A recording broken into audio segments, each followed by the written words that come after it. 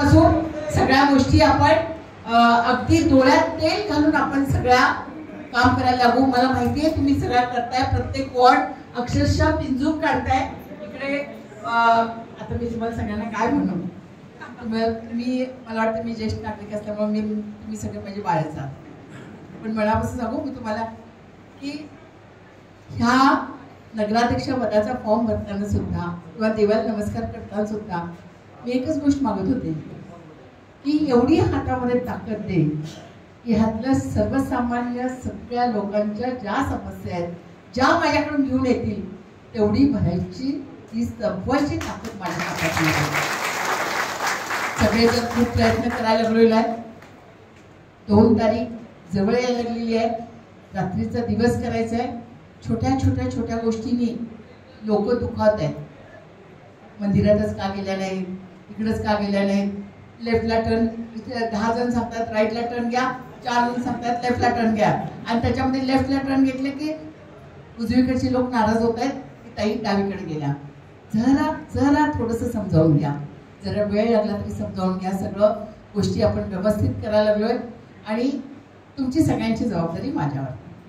बस मी एवढं सांग, तुमची पण आहे, तुमची आहे, पण जास्त मी अगदी मनापासून सांगते. मला ह्यावेळी दोन गोष्टींनी मला यादव पार्टी अख्खी तरली गेलेली आहे.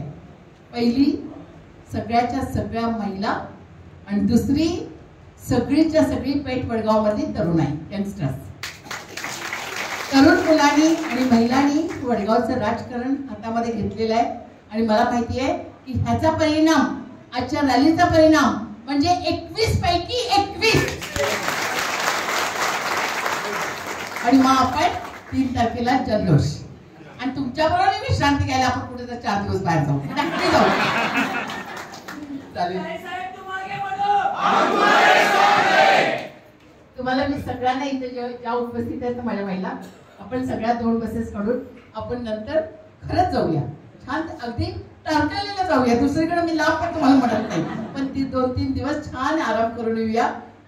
आज संध्याकाळी परत फिरायचं आहे. भूक लागली असेल सगळ्यांना, मला माहितीये कुणी खाल्लं नाहीये. एक वड्याने काही भूक थांबत नाहीये, तर त्यामुळं आता आपण मीटिंग संपली, आता मी जाहीर करते आणि शिस्तीत घरी जावा. इकडे पण सांगते शिस्तीत घरी जावा, उगीच जाताना अंगात जोश घेऊन जाऊ नका. चालेल, नमस्कार.